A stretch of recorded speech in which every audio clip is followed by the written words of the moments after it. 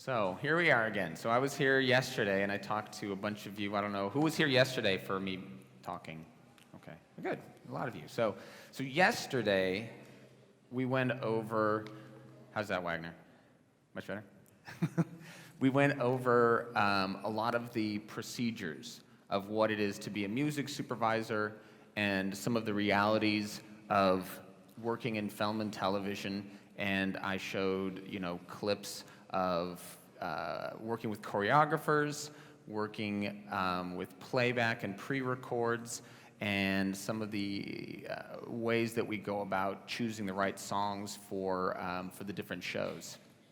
What was I going to say here? Okay, so the truth of the matter is, you saw kind of how it works and what we do, and the fact that I'm on the board of directors for the Guild of Music Supervisors, and we're having our own conference like this this following Saturday in Los Angeles on the 19th.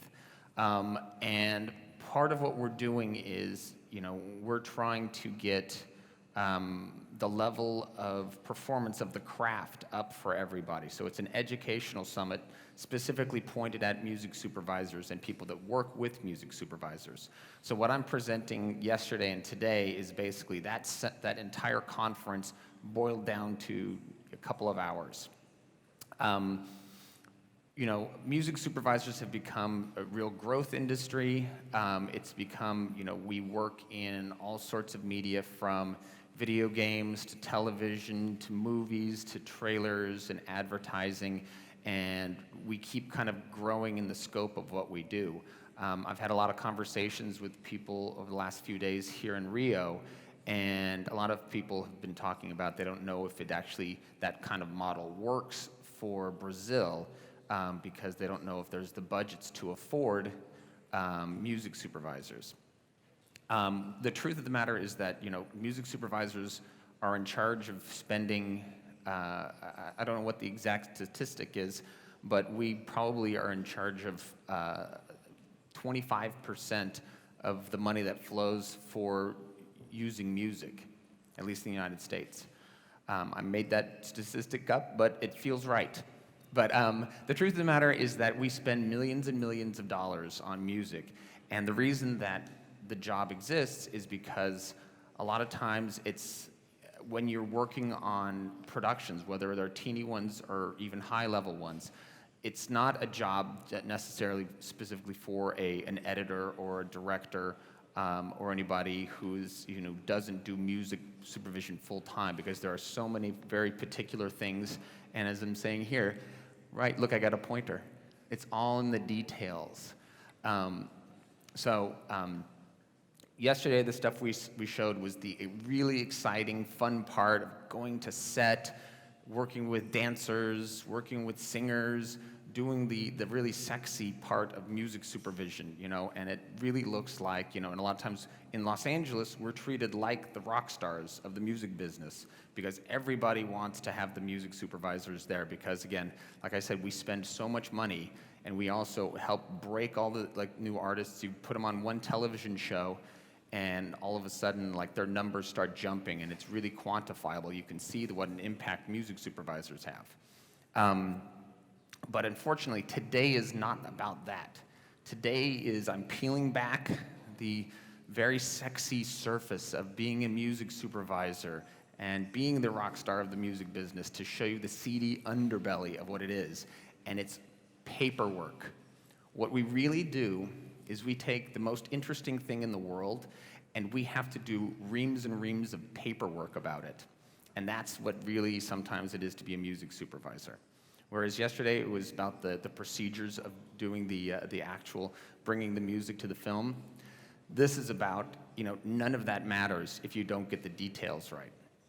So today is about going over those details, because I said yesterday, the one time the music supervisor has the most power is on the mixing stage, when they can say, pull the brakes on everything, because all it takes is one song that's not properly licensed to, I don't know if they have injunctive relief in Brazil. Is there any lawyers here?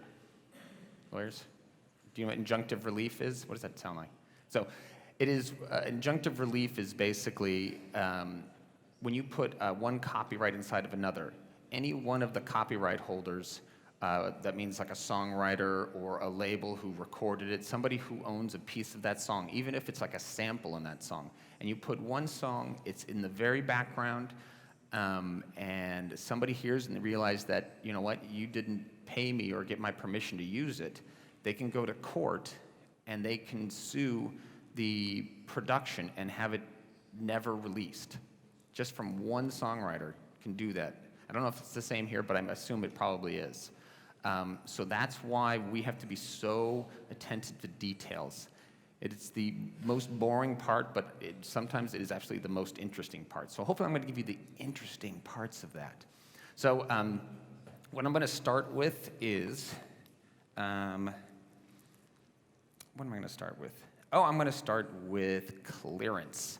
When I said before that you have to get permission to put music in a production, you have to get permission from many, many individuals. I just did America's Best Dance Crew, and we had one song that, what was it? It was a Drake song that had so many little samples in it that there was 60 writers that were listed for this. They had because it was samples of samples.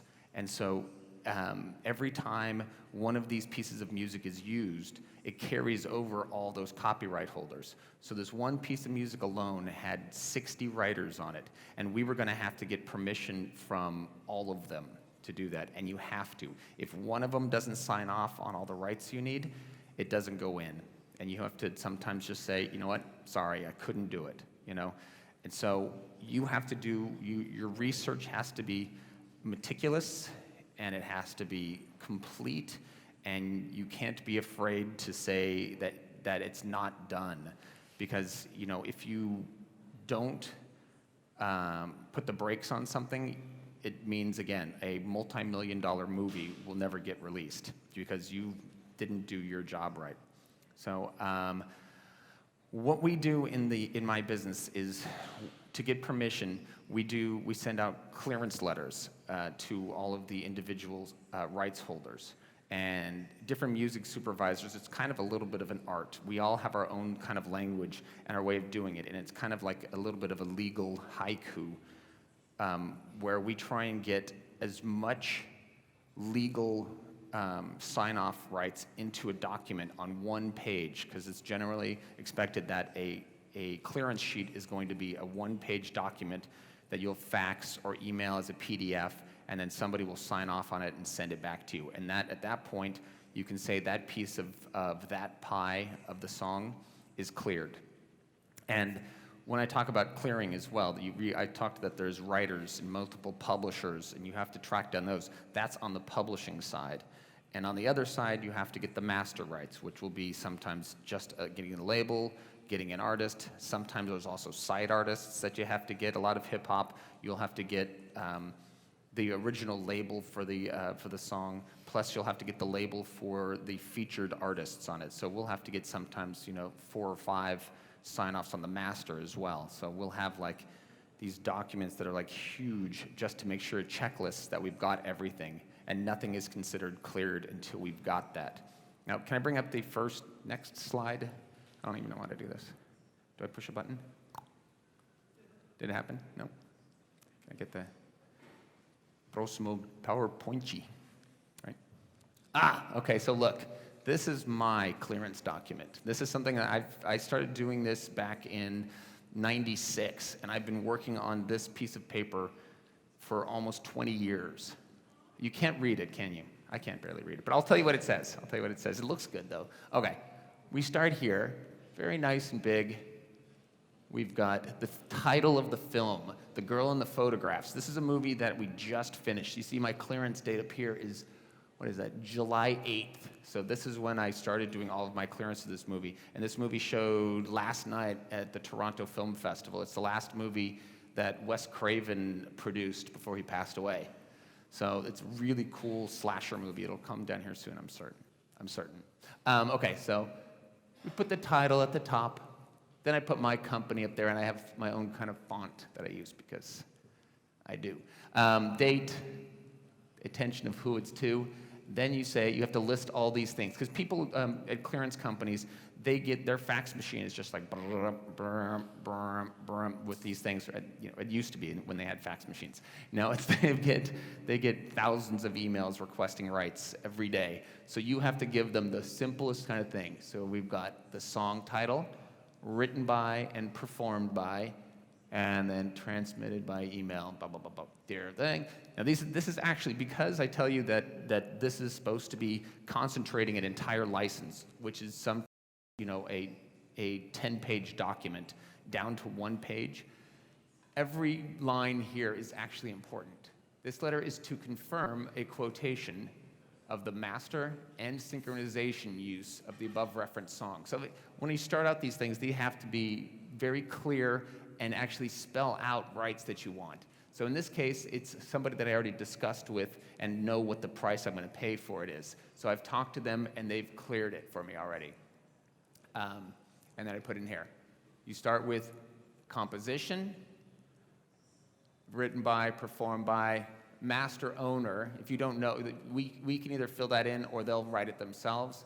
The publisher. Here's a mistake I made, I see. Percentage of copyright control. Oh, the reason I did that was because I wanted to confirm that the publishing and the master each own the percentage they say. And you need them to put that there and tell you, because a lot of times when I've cleared things before, I don't know necessarily if they have 100% of a copyright or 6.23% of a copyright or something like that, and I want them to tell me. So a lot of times I'll state that you guys that they own 100%, and it's up for them to correct me if I'm wrong. Then you have to put in how long you want to use it. In this case, I was telling them that I wanted to use up to full use in the show. Usage is very important too. A lot of the usage is dependent on the price you're going to pay, because if it's something that it's like just a background vocal where you'll listen to the background of a scene, generally they will charge you a certain amount. But if you want to use it on, and it's not a set amount. When I say a certain amount, it's kind of like a ratio. So if, let's say, like a background use like that is $1,000, if you want to use it in a bigger sense, if you want to use it in like a visual vocal where somebody is performing on camera, they'll probably charge you $1,500. And if you want to use it again, if you want to use it in an end title or an opening credit, you have to specifically tell them that you're going to do that, because if you don't and you use it that way and they catch you on it, then they'll say that's an unauthorized use. So you have to tell them exactly how you want to use it. And if you use it as an opening credit or an end title, they'll generally charge you double. Now, these are standards for the United States, and they're not, everything is negotiable. That's what we always say. It's like, how much is something going to cost? And it's like, I'll tell you when I have negotiated it. We can have guesses about what something's going to cost, but you don't know until you've negotiated it. And again, we're talking about intellectual copyright.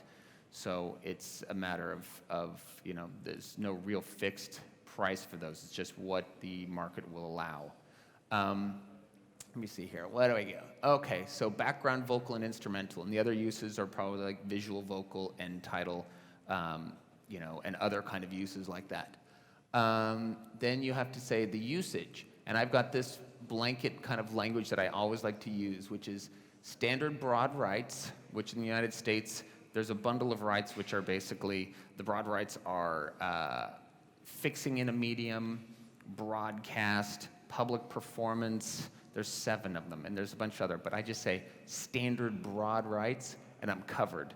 But then what I also include there is because I've been doing this so long that, videograms, they used to have, in the United States, we have something called a mechanical royalty, which is a royalty that's paid to publishers on records manufactured, and it's every record manufactured. And back in the 80s, when they started having videotapes for the first time, the publishers started saying, you're making a mechanical reproduction of our music in your video. So they started saying, we need a mechanical royalty for every time a videotape is made. And they had to work it out. And so now what we do is we ask for a videogram buyout, which lets us put it into the movie and not have to pay the additional mechanical royalty for it. And then we also ask for in-context advertising and promotion. And in context, there's two kinds of use in advertising and promotion. It's in context and out of context. In context is you take a clip specifically from the film that uses the piece of music, you cut it out, and you use it as a clip in something, and that's exactly in context. If it goes over one frame more than it's used in the film or TV, or you shift how it's used, that's out of context, and that's usually something they'll come back. So and that is something that I talk about right here, so we'll get down to that in a second. So in context advertising and promo, all linear media now known and hereafter devised, including video on demand, internet, and wireless. So we'd be very specific on that because, again, I've been doing this long enough that these things didn't used to exist, and so a lot of times they would say, even though I say all linear media now known or hereafter devised, they would try and argue their way out of it and say, you owe us more money for video on demand and whatnot. And linear media, we be specific on that, is opposed to interactive media where you can actually manipulate the image. And so they're very clear on that. They need to see the linear media, otherwise they will write it in themselves. Territory, universe, sometimes people will bridge it back to world, and the argument there is that why should they be giving me the right to show my movies in space, literally? So they try and get it to world because they figure when they start showing movies on the moon, they can come back to me and say, you just got world. So anyway, that's the truth. Perpetuity, that's obvious, but sometimes they will bring that back to say life of copyright. Advertising, all in context advertising and productions, including behind the scenes. This stuff, we've had to add all this stuff in there because people would try and line it out and exclude things, and you had to be very specific. EPKs, which is an electronic press kit, makings of. So this includes the right to be able to use the music in context in like DVD menus, everything. So you have to think about all of these possible permutations, just in case. And then the requested quote for use, in this case, I wanted to pay them $500 based on 100% of the master and sync combined. So this is like a small song that I was gonna license for only $500, and I wanted to be sure that it included the master and the sync, and it was a combined fee. Now, then we go to the options. Sometimes you'll wanna use something in a different way or an additional way, so you'll write it into an option area. The option one right here is the same advertising language here, but it's all out of context advertising. So that's, if I wanted to use it in a trailer and play it through the whole trailer, I would have that right for a fee that they would negotiate. And generally, if I'm paying $500 for something, they'll charge me $10,000 for this right, because they know that even though the film may not have a lot of money, when it goes to being marketed, the marketing department has a ton of money. So they'll stick it to them because they did me a solid. Let me see what else. Generally, they like to see a synopsis of the movie. This is I can't even read this. I've got it right here. All right, I got it right here. This is more just so you know more about my movie. It's a beautiful small-town checkout girl experiences the dangers of sudden fame when she becomes the artistic focus of a pair of serial killers with a gruesome photography fetish. By the way, this is one of my favorite parts of the licensing because a lot of times I get to make up these synopsises. So this is one I wrote myself, so I'm very proud of it. Okay, gruesome photography fetish. The film is executive produced by Wes Craven from A Nightmare on Elm Street and Scream. And it stars Cal Penn from Harold and Kumar, Claudia Lee from Kick-Ass 2, Miranda Ray Mayo from Pretty Little Liars, and Mitch Pileggi from The X-Files. And then I also put in there, this film is budgeted under $3 million. So it was a low-budget picture. So I'm telling them that and asking them to please give me a low fee because it's a very small movie. And they'll see that and they'll say, okay, but it looks quality because it's Wes Craven in there and Cal Penn from Harold and Kumar. And it's, even though it's under $3 million, these guys wouldn't want to be involved in it if it wasn't a good movie. This is literally the psychology that I put into this. It's actually very important, this part. And that's why they'll agree to this. Now let's see. Now this is actually one of the most important parts. In any contract you see, when a contract starts looking kind of like this, where it's just word, word, word, word, word, and you think you're totally done, that's the danger part right here. So it's like, I used to do the contracts at the studios, and we had a clause in there towards the end after all the things like, this is under the laws of New York City and blah, blah, blah, blah, blah, and the jurisdiction of this and that and that. Then we put in the miscellaneous paragraph. And there's usually no indentation, and it looks like a block like this, but except for it goes for like a page and a half. And miscellaneous is where you put all the stuff like they're giving away their music publishing rights, they're giving away those, and so that's why you have to read everything.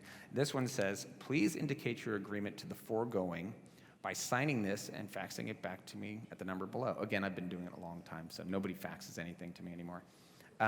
Please note that we are requesting the right to do limited music editorial work on the song as the producers might require, and your signature hereunder permits such uses. That's very important because what we're telling them, some people have issues with you cutting up their songs and making like the chorus go into a different, hook and making like this. But if they sign this, they've given up that right. So, and it's very important because you don't want to necessarily say, I'm going to be cutting up your songing and making it close to unrecognizable. So you just have them sign this little bullet point here. And it says, and also, in no event, it's right here, in no event shall the licensor be entitled to injunctive relief. That is huge. Because again, once they sign this, they can't sue me to stop the movie from being released. So that is this little sentence right there. It's buried right in the middle, right? Super important. You hereby warrant and represent that you have secured all necessary permission and rights to enter this agreement, and that you shall stand behind such representation. This is saying that if for some reason, after you've cleared the song and given it to me, that somebody comes out of the woodworks and says, I actually wrote part of this, it's not my fault. It's the licensor's fault up there. Boom, boom. Let me see here. Also, with this agreement to the terms, subject to our final decision to include it in the production. And that's the basics. That's the basics of it. And then they sign here, send it back to me. I ask them to give me the credits so I don't have to go chasing them later to get the credits for the end titles. Yes? I forgot, by the way, this is a workshop. It shouldn't just me be talking, because I'm starting to bore myself, so. No. I mean, it's somewhat standard, has all of the important parts. I'm amazed, because here in Brazil, if you have a low-budget movie, you only get the rights according to Ford. So if you have a very low budget, you're only going to get cable TV. No, that's true. That's true. This is part of the negotiations. So, I have a budget that is a cable TV only budget. So I don't go to, Warner Records and say I need Lady Gaga. I go to a person that I know. This is actually, I think, I worked a lot with artists that I've worked with before, and I called them up and I said, I've got a movie, it's really cool. See, this again, it's a really cool movie, but I've only got $500. Can we make a deal? And if they say, yeah, sure, then I go and I send them this, because I need all of these rights, because otherwise the movie won't be released. So I need all of these. And if they say no, then I say, okay, that's cool. I don't want to, pay you less than, what you really want. That's always been my philosophy, is I never ever want to do a deal that either party is going to feel like they've been screwed. So when I do the deals, I'm very upfront with them and say, this is the movie, it's only $3 million, it's really cool, and I promise you, that this is gonna be a really cool movie and you wanna be associated with it. And if they say, yeah, but that's way too low, and I said, that's totally cool. I said, we'll work on something else later. But if they go, yeah, I love that, then I go ahead and put it in the movie, and then I go back to them for more. And if I can, I go to them for when I have a higher budget, and I say, this is the one where I've got more money, so I'll make it up to you, But that's the way it is, Every piece of this is something that I have to negotiate. So we have to get all of the rights for this, otherwise I can't do a deal with it. Sometimes, I've seen, back in kind of some of the earlier days of music licensing for television, what they used to do is we only have $500, so let's license it for 3 years in North America because that's where our TV license is. So, I'm working on Ally McBeal and I want to put a really cool song on, but I can't afford it, so I'll license it for 3 years and North America, television only, and that's all I have the rights to do right now. But what happened is that all of a sudden, the DVDs started coming out of television shows, and they only had the very limited rights because they didn't want to pay more in advance, and they had to go back and renegotiate all of these rights, and they paid bajillions of dollars. I don't know what bajillions is in Portuguese, but that's what they had to pay. And that happened with a lot of shows, especially from like the 80s. They really wanted to put them out on DVD, but were completely unable. And a lot of times what they had to do was replace all of the music, which is really unfortunate. Kind of like it's, people would watch the shows and we'd be like, really emotional moments where there was, this beautiful song that made you feel in a certain way, and you go back and then it's something completely different. And you're like, they feel robbed. So that's why, we would rather find different music that works really well, that we can afford, than to short these rights. So, any other questions? I'm going to move on from this, but this is basically, this is our, what do I want to say? What's a good word for it? This is the most important document that we use, this clearance sheet, because we have to get all of these things, little details checked off, otherwise it's a no-go and we can't use the song. So, any questions? You awake? Okay. Let's see. So what we do from here, and this is a little bit of a procedural thing too, is once we have all of these things checked off, we go and mix the songs into the movie. And then we go to final contract and stuff, because you never know what's going to happen on the mixing stage. They may cut a song out of a scene. They may decide to replace it the last second. And then nobody is certain that their song is going to be in a production until after they've gone to print master and actually mixed it completely and it's gone out like ready to ship. And at that point, we go and request licenses from everybody, which is like a multi-page expansion of everything that says in there. And we have to go and check the license against this document. So this document again is gold. Again, I can't emphasize how important these things are for music supervision. We go to license, they get paid, and everybody's happy. So, okay, does that make sense? Good. Okay, let's go on to even more fun. You guys want to talk about other deals? I won't show you the deal, but I can talk about how to do some of the deals and how it's done typically in the United States. I can talk about composer deals. We want to hear about a composer deal? Anybody composers here? No? I can talk about it. Would you like to hear about composer deals? Oh, you have a question? Oh, you want to hear composer deals? Okay. So the other kind of important thing that we do besides the song negotiations is doing a deal for the guy who's going to be writing all of the underscore. And these deals, again, because everything is negotiable, I've hired composers who got paid close to, I think, $750,000 as a fee for a movie, down to, and that's meaning a fee, meaning that that's what he takes home, and then the studio also then pays for the recording of an orchestra and stuff, which is another $600,000 at times, to paying a composer $1,000. And again, it's the kind of thing where you have to know what you're giving and what you're getting. So for somebody who's getting paid, close to $1 million, it's going to be somebody who's, a huge composer who's done a lot of movies, and you're paying for, almost the name recognition, because I've worked with a lot of composers who are in the, $20,000 range, who I would argue are as good as some of the people who are taking home $1 million. So it's about, as a music supervisor, you have to find, if I'm working on a movie that has only $3 million for the entire film, that's not just the music, but it's the entire film. So I have to find a guy who is good enough, who will deliver me what I value as $1 million score. So the way you negotiate those things too is, again, if I don't have the money that some of these bigger composers want, the things that you can negotiate again is, flexibility on publishing. So, you never want, the film always tries to own everything as a work for hire. In the United States, it's possible to, in fact, sign away authorship.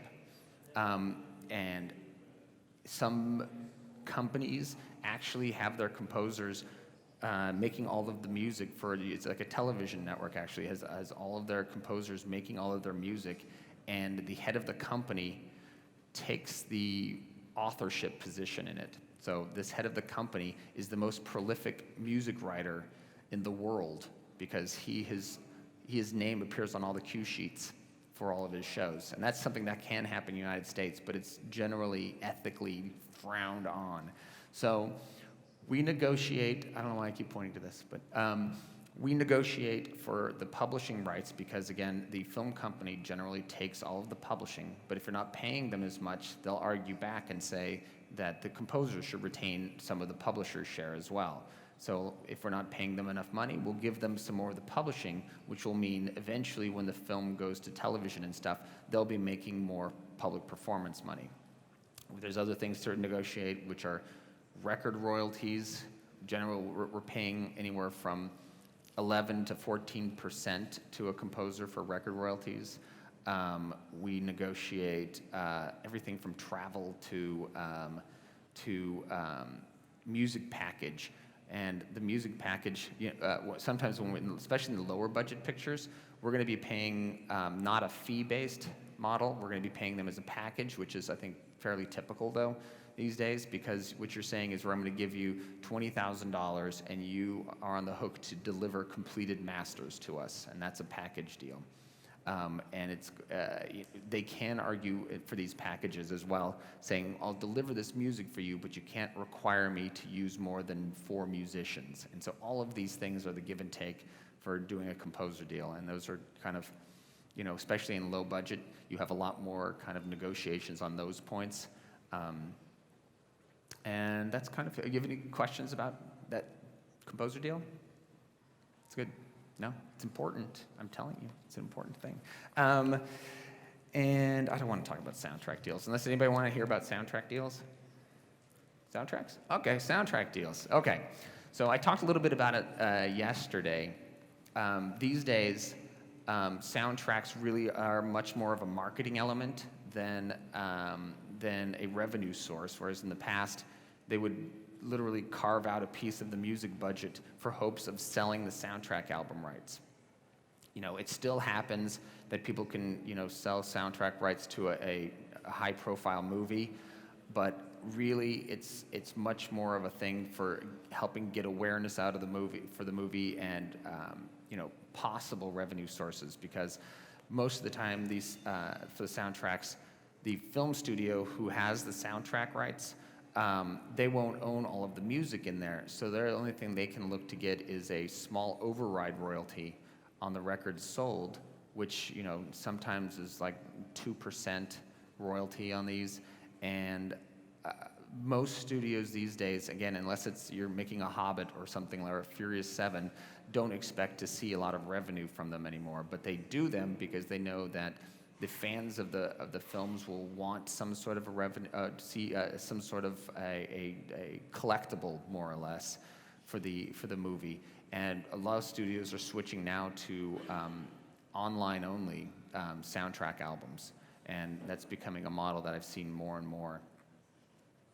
Soundtrack album. Oh, and yeah, one other thing about soundtrack deals is, again, sometimes when I know I've got a movie that's going to have a soundtrack album, I'll put into these as one of the options, soundtrack album.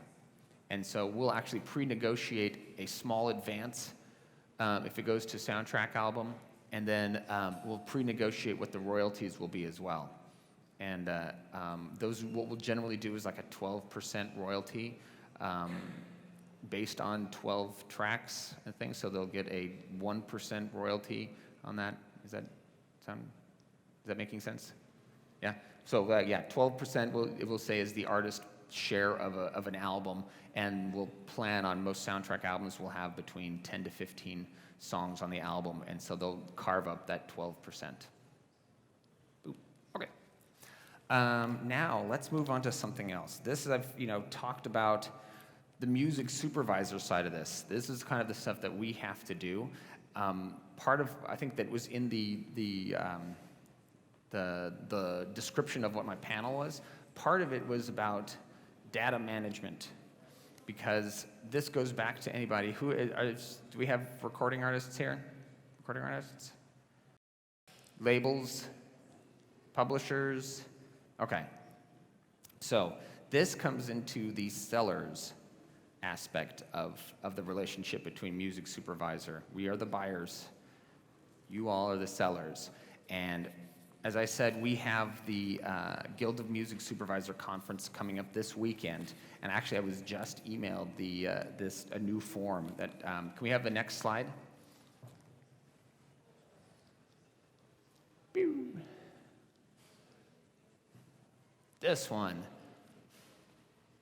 Can you read that one any better? No. I'll read it to you. I've got it here. Okay. This is actually something this is our logo. It's pretty nice, right? Guild of Music Supervisors. So we have our educational summit, and one of the things that we're doing an entire panel just on this, because what it is we've decided that we go to conferences a lot and talk about how to pitch to music supervisors, and we get pitched all the time, but there's never any standard for what we get. We get a lot of people who send us CDs that are handmade, that don't have track listings on them, and that it's maybe amazing music, but I'll never know because I will never listen to it. It's one of those things where if it's not something that I can easily go back and say, okay, I know where I got this, just from listening to it. Just from like putting it into my computer or wherever I'm pulling it down, I know exactly what it's from and how to use it, because what'll happen is I'll send a track to a director and he'll say, oh, I loved that song. And I say, which one was it? And he's like, oh, I don't know. And I say, can you pull up on your computer what it is? And then he'll pull it up and it'll be, all of this will be there. That is what I love to see. That's what music supervisors love to see. And this is what we're telling the world everybody should start doing. So what we're telling everybody on Saturday is that this is going to be the standard that we want people to be sending us. So it's got to have the song name. And if it has the song name, it should have the featured artist, and also in the song name should be there. If it's a cover, say that it's a cover. Right there, just to make it clear. Because, again, the principle behind this is that we're we have very, very short attention spans as music supervisors, and we have to listen to a lot of music. And if there's something where we don't have all of the information and it looks too difficult, we'll just delete it, because it's not worth the trouble of having to track it down. Unless it's something amazing, we'll be like, ugh, I don't know where this even came from anymore. And we'll just be like, okay, it's not worth having to chase it down. We'll delete it and move on. So this is all pretty self-explanatory, but you'd be surprised how little people actually put all this stuff in there. Artist, that's easy. Composer, first name, last name. Ownership, how much % you own it. And the Performing Rights Society. So ASCAP in the United States, ASCAP, BMI, CSAC. I think you guys have 14 performing rights societies or something like that. And repeat it as many times as needed. Info should be filled out with full names, peer, blah, blah, blah, blah, and the splits, so the percentage for each of them. The ones, by the way, the ones that are underlined are absolute necessities. The ones that aren't are suggestions. So you can put in the year, the genre if you want to, the beats per minute, those are really helpful. And the rating, if it's explicit, it should be in there. And explicit means like anything with swear words that we cannot put on the television in the United States. Grouping, this is an important one. This is the company that's clearing them. So you send it to us, and it should have, again, who the people are that we just need to contact. So it's got to have who it is that sent it to us. If it's a one-stop, meaning that one-stop is our terminology for something that is master and publishing is owned by one person, and so we only have to send one piece of paper to them, and we love those. So one-stops are our favorites. So if it's one-stop, we're like, half our job is done. And if you can, put the contact information. And let me see, what did they want to do? And this literally just came through, so I'm learning it too. The company that is the contact. Okay, yeah, so it's the contact people over there. So how to get back to you. If you're sending us music, how do we pull it up on a computer as an MP3 or whatever, and how do we get back to you immediately if somebody says they want to use it? And a lot of this time, it's really important with television because it's so fast. The easier you can make it for Music Supervisor, the better. Album name, the album artist, the disc number, if such a thing exists anymore, and the track on the disc. But again, not totally necessary. So does anybody have questions on this? Because again, this is really boring stuff. I'm sorry to do this to you, but it is super important, because again, anything that's going to get your music listened to and used faster is going to be great. If you send something to a music supervisor that's an MP3 and it has all of this metadata in there, they're going to be super impressed. They're going to be, oh my God, I'm a lazy person, and you have made it so much easier for me. Yes. Oh, microphone.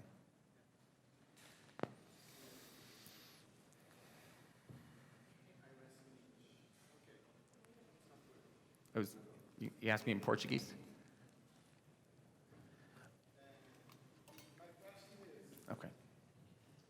is it better for you to receive this material in the file itself or in a separate?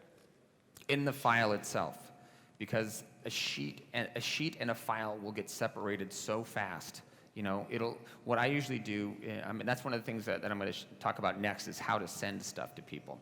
This should all be embedded in the file. This should be baked right in, and it's not just good for us music supervisors, it's good for you guys as well. That way, anybody gets it, they know where it came from. So, if it's MP3s, or like my process a lot of times is I'll be sent some music, and I'm sent tons and tons of music, and I won't listen to it all immediately, but I'll download it, throw it into a folder, and come back to it when I have time to go through and listen to stuff.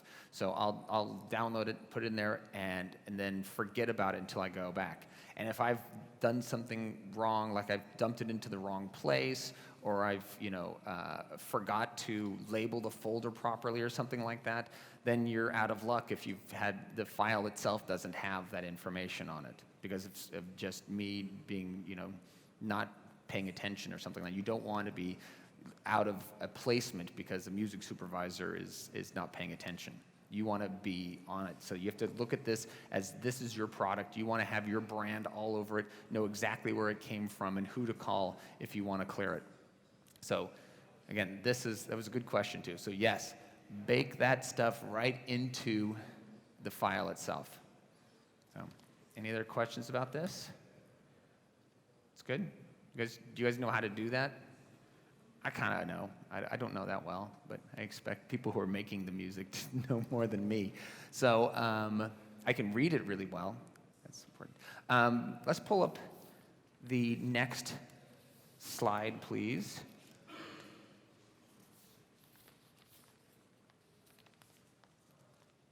That's the same slide.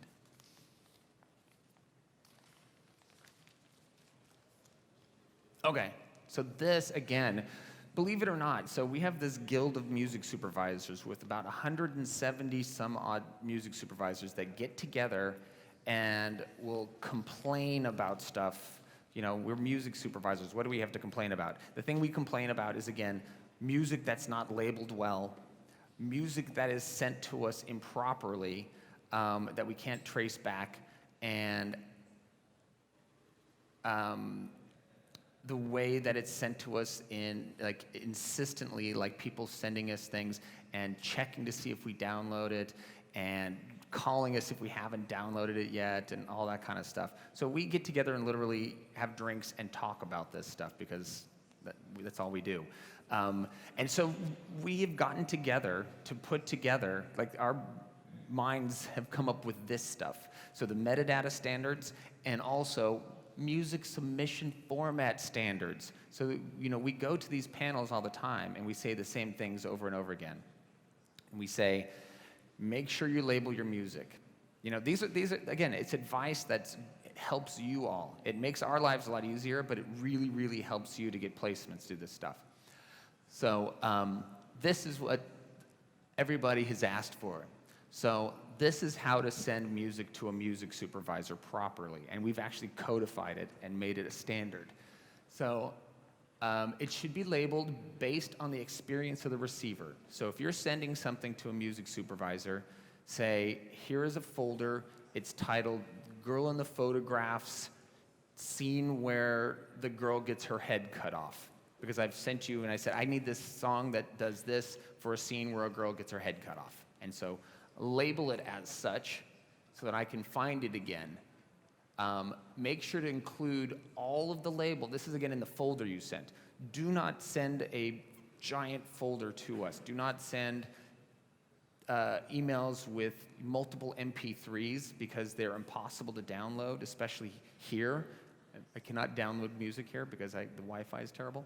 And it would take forever to do it, and it would just clog up our inboxes. And a lot of times, if I see multiple MP3s attached to an email and it's not something I specifically requested, I just delete it because I just don't have time to bother with it. I want, you know, if something's being submitted to me, I want it to be in this format. And what you send is some sort of a zipped file, so you can do like a download. If you're going to send a folder, send it as a zipped, compressed folder.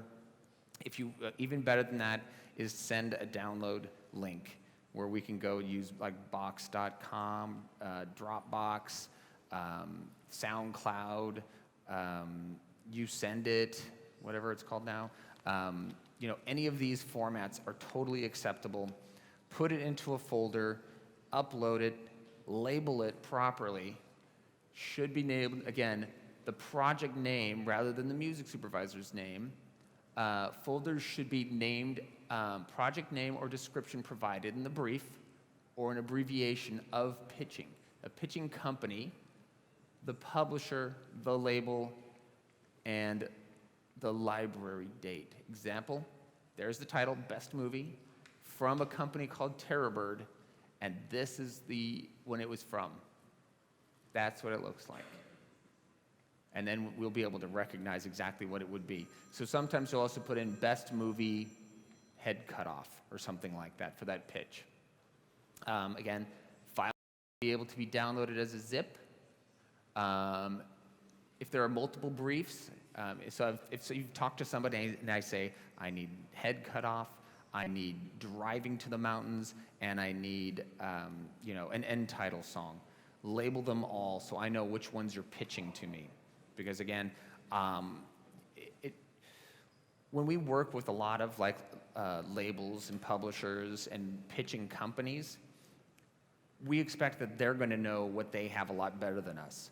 So when I send a pitch to somebody, I expect them to instantly know, okay, I get what he knows. First, know what the heck I'm talking about, but then know and be able to translate that to what is in their catalog and send it to me.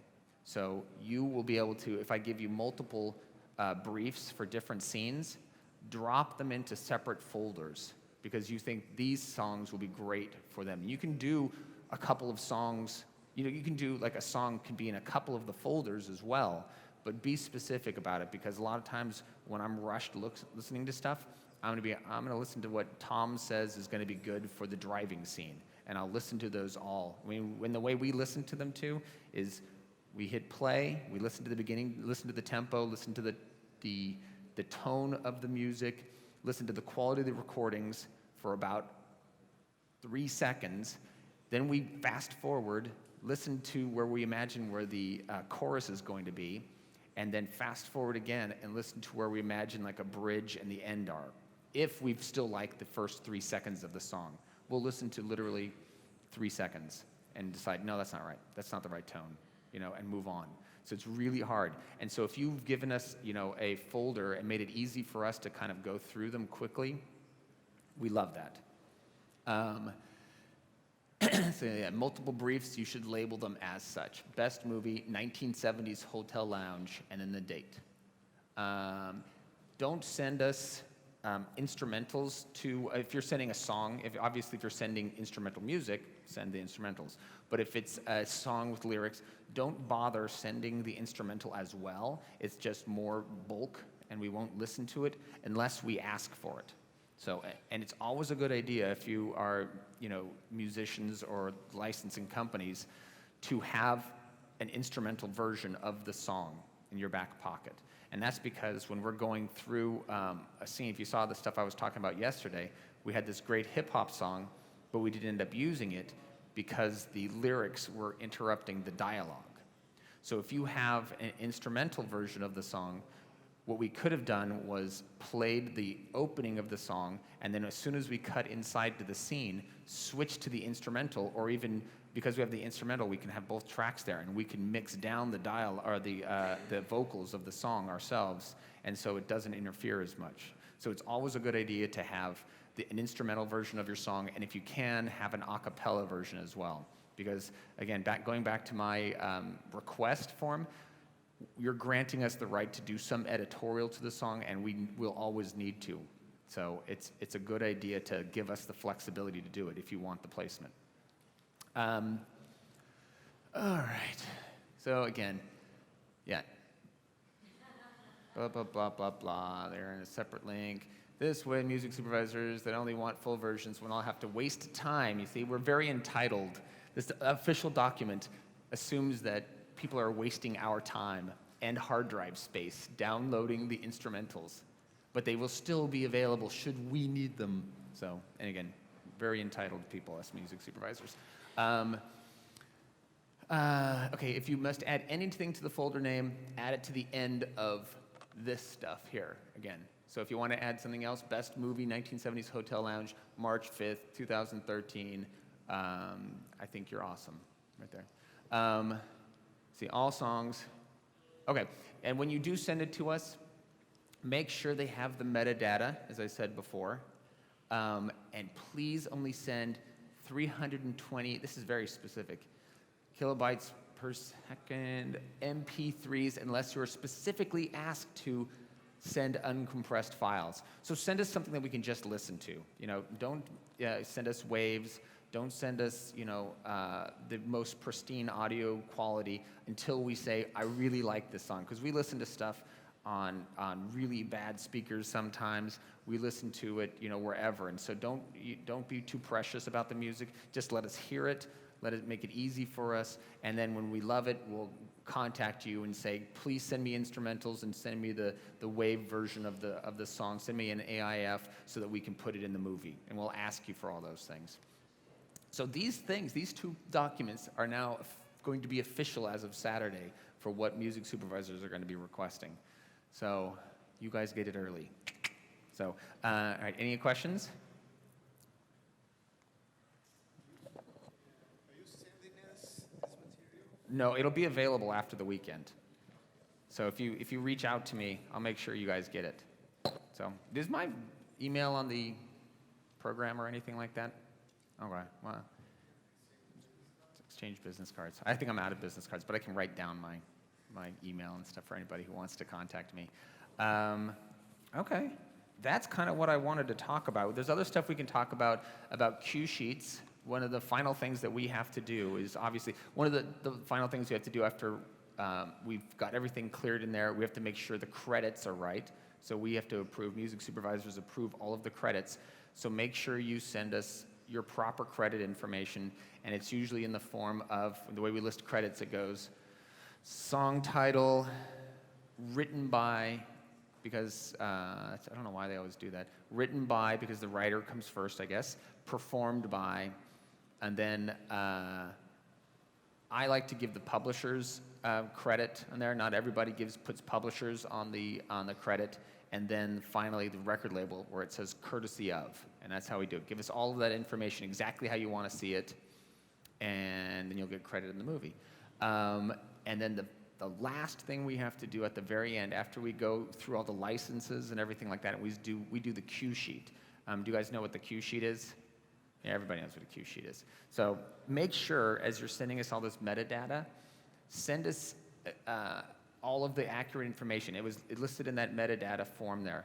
All of that should have what we need to do the cue sheet, because we'll be in charge of making sure that you guys get paid down the road. So we'll put in the proper publisher, the proper songwriter, the correct performing rights societies, and the proper splits. Because if that stuff isn't right, then you're not going to get paid. So make sure you do our work for us and make it easy on us, and we'll make sure you guys get paid. So that's all I really wanted to talk about today, but I'm more than happy to talk about other stuff. This was again, the technical side, the paperwork, boring, but essential, absolutely essential if you want to do business in film and television. You have to know all of that stuff. So any questions? Want to talk about how to negotiate deals? I'm here. Talk about anything, whatever you want. No? Is that good? Everybody, what are you guys doing later? I don't know. Yeah, so that's it. There we go. That was painless, kind of. Oh, wait. Look, wait, no, you can't go yet. We have one more question. How can we know what you're pitching at the moment? Oh, that's a great question. Let's talk about that a little bit. So helping you guys become really successful pitch people. That's kind of what I wanted to talk about as well. So if you want to get your music, this is something I probably should have told you guys too. This is really important. How to get your music in there. So there's a bunch of avenues. Obviously, music supervisors have a big target on us because we're the guys who are supposed to be taking the music and suggesting it to directors and then negotiating the fees and doing all of that stuff.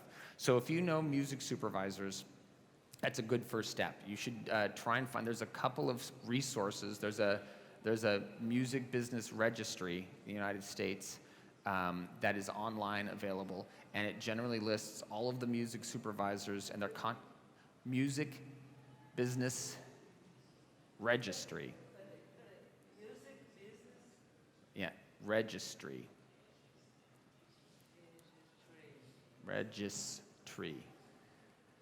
Yes. So music business registry has all the contact information for music supervisors, and you can reach out to them. One of the best resources is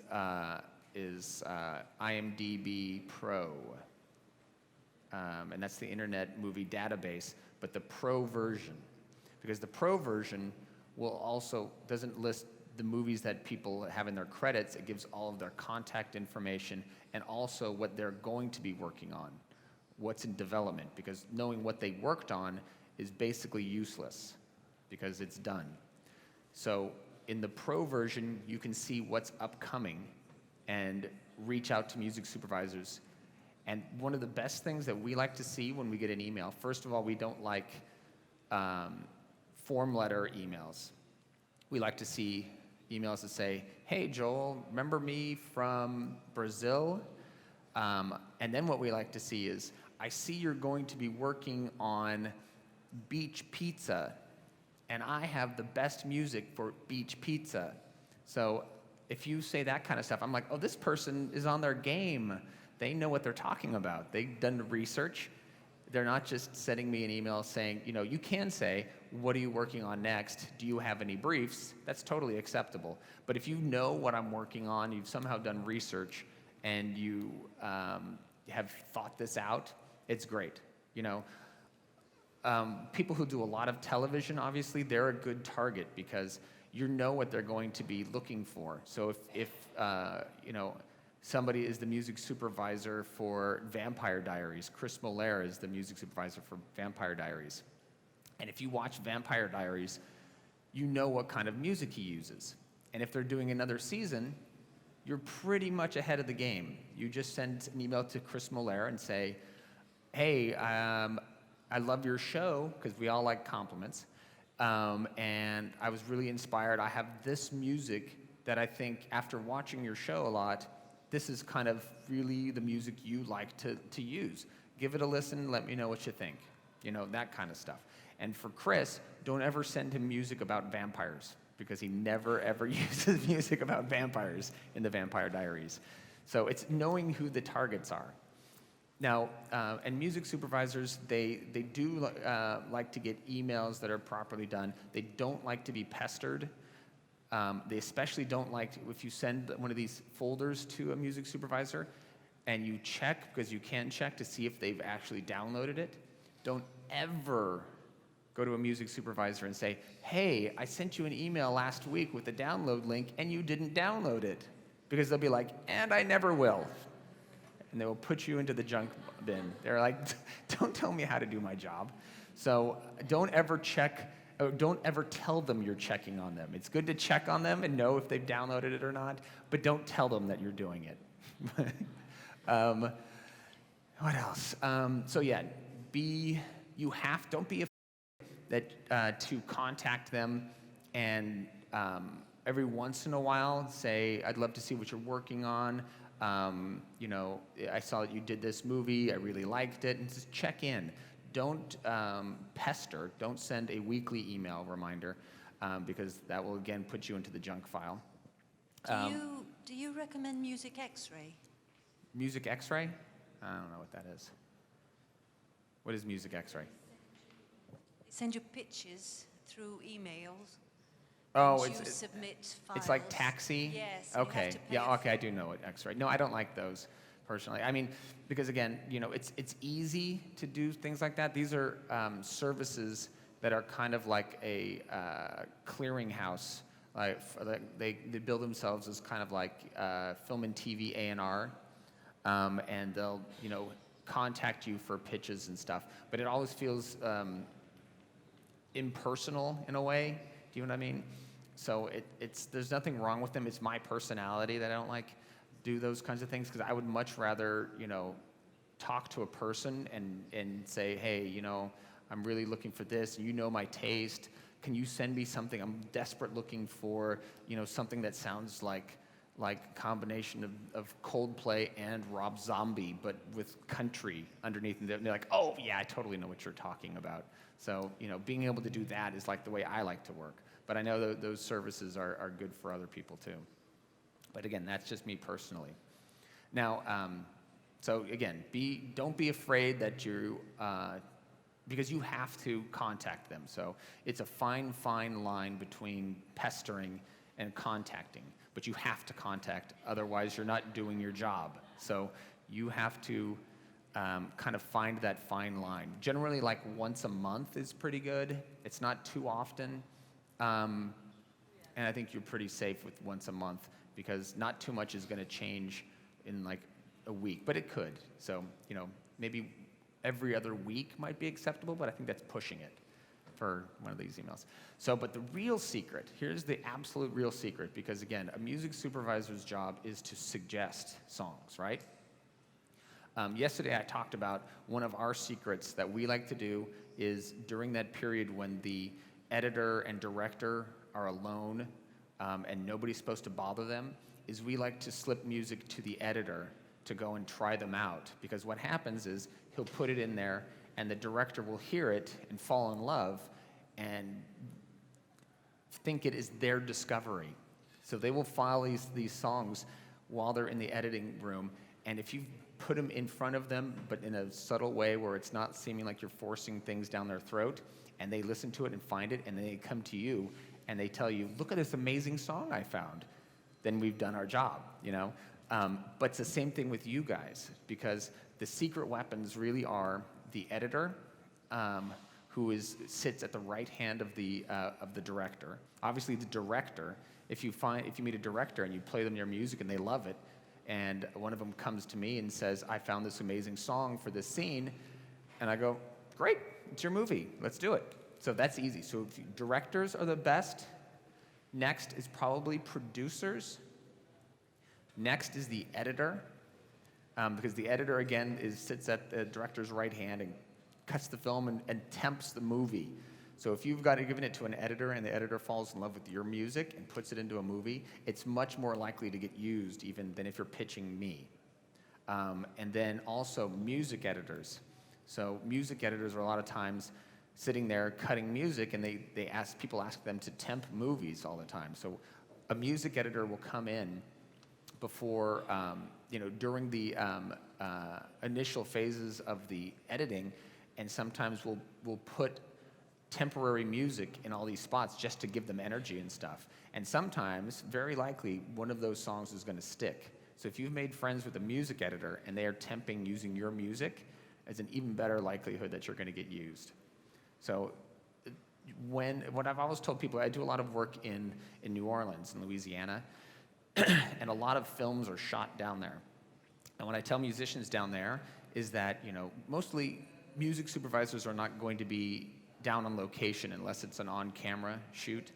But you're going to have, the director is going to be there, going out to the bars drinking. You're going to have the producers there doing exactly the same thing. And a lot of times the editor's even going to be down there. So if you know what films are being made, like while they're being shot, find out who the people are, where they're shooting, and if it's at all possible, get the music in their hands, because they're not used to, I am. I walk away from these things with a stack of CDs like this big. If somebody comes up to them and say, oh, you know what, hey, I wanted to give you a CD, they'll be like, oh, cool, a CD, and that's one of the big secrets of being able to get in there, because I suggest, and they're the ones who make the decisions. So if you get in front of them, that's the best way to do it. Yeah. Any other questions that I should have talked about before? No? Good? What's that? My email. You want me to write it on the thing? It is, are you ready? It is J, as in Joel, JC, because my middle name is Christopher, JC High, because that is my last name, High, JC High, at, and then my company name, which is Creative Control, and then followed by the three letters ENT, short for entertainment, and then a dot. ENT is in Thomas. ENT is in entertainment, and then .com. And that is my email address.